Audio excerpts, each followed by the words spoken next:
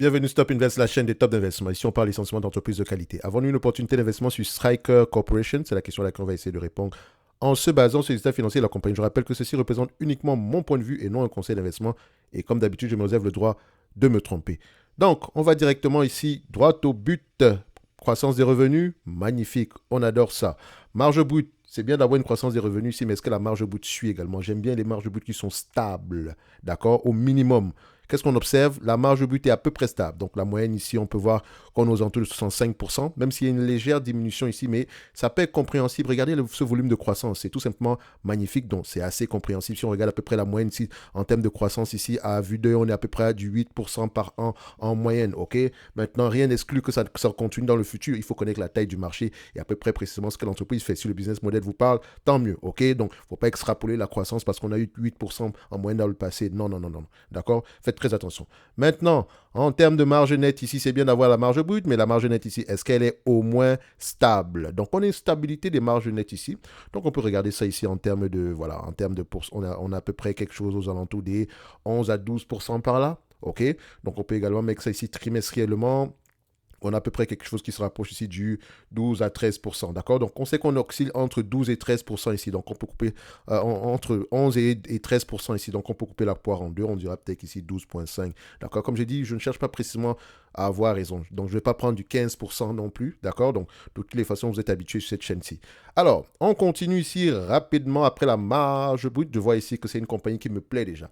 D'accord? Donc, c'est une compagnie qui me plaît, mais également, il faut comparer les net income et les free cash flow. Est-ce que c'est une entreprise ici qui a tendance à avoir des net income au moins équivalents au free cash flow ou bien des free cash flow au moins équivalents au net income? Donc, parce que vous pouvez avoir des net income sans avoir des free cash flow. Qu'est-ce qu'on constate ici? On constate ici que voilà, comme je dis toujours, pas de besoin de précision, mais les deux vont dans le même sens. Après, si vous voulez savoir si c'est la même chose, vous faites juste ceci, vous le mettez comme ça annuellement. OK, on vient ici, on le met ici, on va la mettre cumulé. OK, donc on va cumuler, voilà. Donc c'est bien ça. Est-ce que j'ai cumulé? On va mettre ça ici, on met cumulé, voilà. Et voilà. Donc ça c'est cumulé. Maintenant, en termes de net income ici, on fait la même chose, cumulé. OK? Donc on n'oublie pas, toujours yearly, cumulé. OK? Ça donne ceci. Donc vous pouvez voir ici que sur les, disons, les 10 dernières années, net income 17 milliards 200, free cash flow 17 milliards 500. Sensiblement la même chose, ok? Sur les 10 dernières années. Sur les 5 dernières années, même chose. Sur les 3 dernières années, même chose. Donc la courbe va dans le même sens. Alors que quand vous la regardez ici du point de vue, voilà, si on ne fait pas si on ne cumule pas ces revenus-là, d'accord, vous allez voir ici, quand on met as reported, vous voyez quoi ici? Il y a beaucoup de zigzags, n'est-ce pas? Donc quand on le met ici, la même chose ici, as reported, qu'est-ce qu'on a? On a également des zigzags. Vous allez vous dire, mais c'est pas stable, ça ne va pas dans le même sens. Non, ça va dans le même sens. Donc, commencez à habituer vos yeux comme ça, d'accord? Parfois, ça peut être plus élevé, les free cash flow, mais il y a toujours une raison derrière. De toutes les façons, ce que je recherche avant tout, c'est une entreprise qui peut au moins avoir des free cash flow équivalents au net income. Parce que je sais que les net income, on peut les manipuler. Les free cash flow sont encore plus difficiles à manipuler. Alors, une fois qu'on a fait ceci, on sait que les marges sont là, les free cash flow sont là. Maintenant, on va essayer de regarder si est-ce que c'est une entreprise qui rachète ses actions ou bien qui émet des actions. J'aime bien les entreprises qui rachètent leurs actions. Moi je ne suis pas friand des entreprises qui émettent de nouvelles actions chaque année. D'accord? Faites très attention ici. OK? Donc les actions gratuites, etc., ça ne m'intéresse pas. Mais attention, ça peut vous intéresser, vous, mais dites-vous généralement ici que ça reste une dilution. OK? Tant que les bénéfices nets augmentent, tant mieux. Mais dès le moment où ça arrête d'augmenter, vous voyez que ça ne sert plus à rien. D'accord? Donc ici, on constate quoi? C'est une entreprise ici qui rachète massivement ses actions. Moi, j'adore ça. OK? Même si sur les dernières années, on peut constater qu'on a quand même eu une croissance des actions ici. Mais n'oubliez pas, généralement ici, il faut voir que la croissance des revenus ici, est-ce que c'est une croissance par acquisition ou bien de manière organique? Donc, on peut voir ici que c'est une entreprise qui fait beaucoup d'acquisitions. Donc, on peut également comprendre la raison pour laquelle les revenus augmentent. Et quand on fait des acquisitions comme ça, est-ce que la dette nette est stable? Donc, on va regarder ici, est-ce que c'est une entreprise qui est endettée? Dette nette sur EBITDA, on est à 2,5. Donc, si on devait payer la dette ici avec uniquement les EBITDA, on se pourrait payer la dette ici disons, en moins de 3 ans. OK? Mais n'oubliez pas également, regardez les net income ici en moyenne. On a à peu près aux alentours de 2 milliards 300. OK?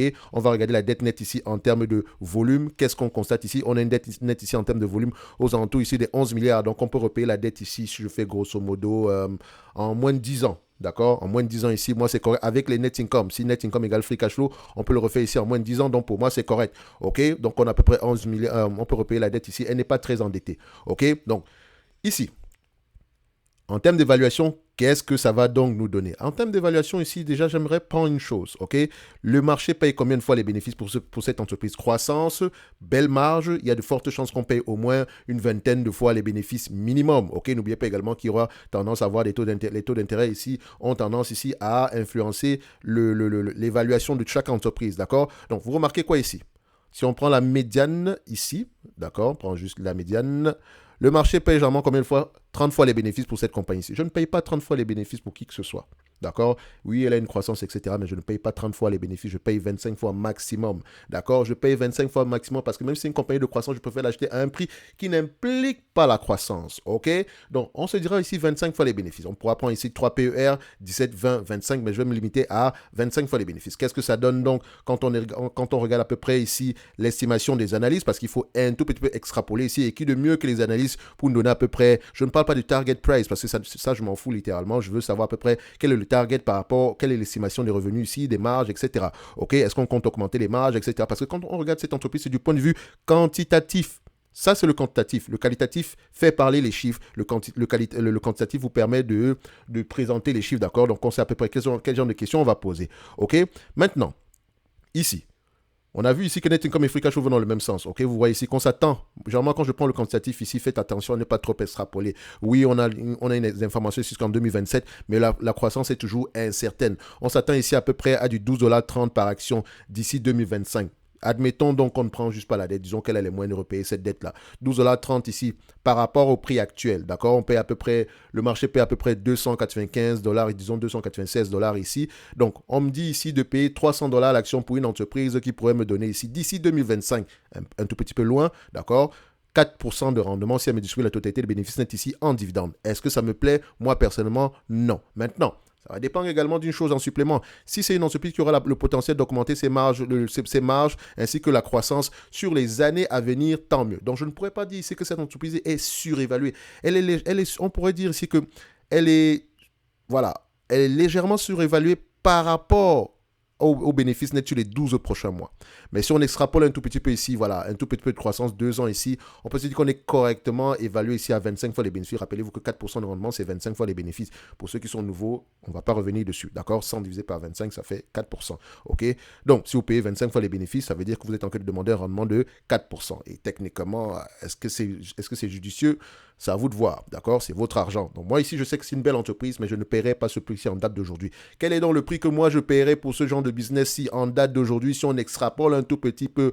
OK, si je me suis limité à 2025 ici, je recherche à peu près 8% de rendement ici par rapport à mon coût d'acquisition, sans prendre en considération la dette. Je veux repayer cette compagnie ici aux alentours de 153 $ l'action. Oui, vous allez vous moquer de moi, mais c'est le prix que je demande. OK?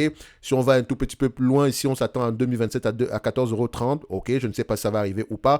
Donc, 8% de rendement ici, on sera à peu près aux alentours de 178 $. Donc, faites attention. En termes d'évaluation ici, moi, je dirais que cette compagnie c'est correctement évaluée. Je ne m'attends pas à grand-chose. OK? Je ne m'attends pas vraiment à grand-chose. OK?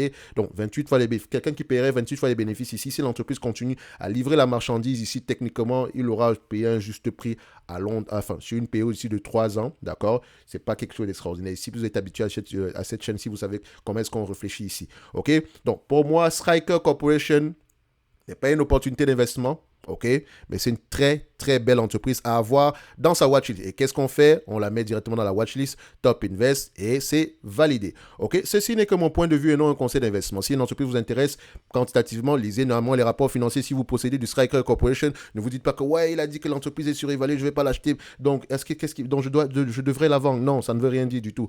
Allez lire les rapports financiers. OK, je vous ai donné mes éléments quantitatifs ici et vous pouvez prendre les vôtres. Mais sachez que derrière chaque élément quantitatif, il doit avoir également un raisonnement qualitatif. OK, les deux sont indissociables et c'est ce qu'on appelle une analyse fondamentale. OK, en termes de dividendes, ici, on ne va pas y revenir. C'est une entreprise qui peut payer à peu près 4% de dividendes. En date d'aujourd'hui, elle peut payer à peu près 3% de dividendes si elle le voulait. OK, si on peut regarder le dividende ici rapidement, le dividende en lui-même ici, il est de l'ordre de, voilà, ça fait 14 ans qu'il augmente, de l'ordre ici en moyenne ici sur les 5 dernières années, 3 dernières années, 10%. Et ça, je m'en fous en fait. Le plus important, c'est l'augmentation des bénéfices nets par action.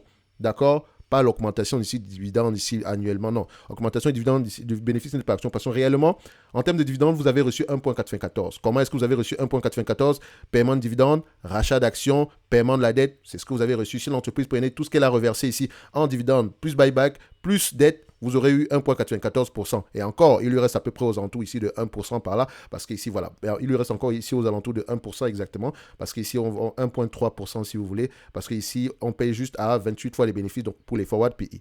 Dans tous les cas de figure, ceci n'est que mon point de vue et non un conseil d'investissement. Comme d'habitude, je me réserve le droit de me tromper. Le lien vers le service Top Premium est dans la description de la vidéo et on se donne rendez-vous sur la prochaine vidéo. Merci.